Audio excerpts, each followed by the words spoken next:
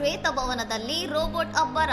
ಪ್ರಥಮ ಮಹಿಳೆ Melania Trump ಆಯೋಜಿಸಿದ್ದ ಶೃಂಗಸಭೆಯಲ್ಲಿ ಫಿಗರ್ 3 ಪ್ರಧಾನ ಭಾಷಣ.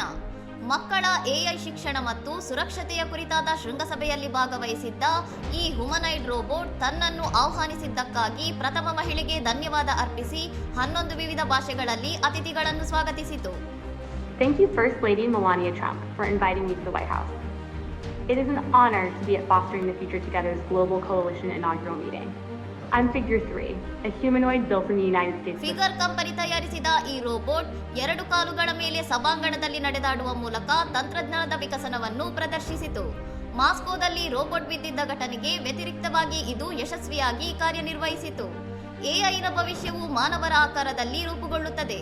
ಶೀಘ್ರದಲ್ಲಿ ಮೊಬೈಲ್ ಫೋನ್ಗಳಿಗಿಂತ ಹ್ಯುಮನಾಯ್ಡ್ ರೋಬೋಟ್ಗಳೇ ನಮಗೆ ಹೆಚ್ಚು ಉಪಯುಕ್ತವಾಗಲಿವೆ ಎಂದು ಮೆಲಾನಿಯಾ ಟ್ರಂಪ್ ಈ ಸಂದರ್ಭದಲ್ಲಿ ಅಭಿಪ್ರಾಯಪಟ್ಟರು.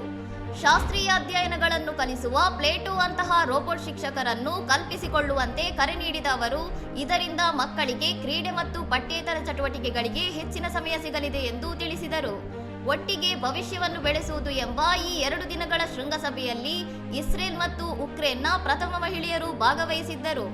ಮಕ್ಕಳ ಸುರಕ್ಷತೆ ಮತ್ತು ಎಐ ಬಳಕೆಯ ಬಗ್ಗೆ ಮೆಟಾ ಹಾಗೂ ಓಪನ್ ಎಐನಂತಹ ಕಂಪನಿಗಳೊಂದಿಗೆ ಸಹಕರಿಸುವುದಾಗಿ ಟ್ರಂಪ್ ಘೋಷಿಸಿದರು. ಇನ್ನಷ್ಟು ಸುದ್ದಿಗಳಿಗಾಗಿ ನೋಡ್ತಾ ಇರಿ ಸೌರಂ ಟಿವಿ.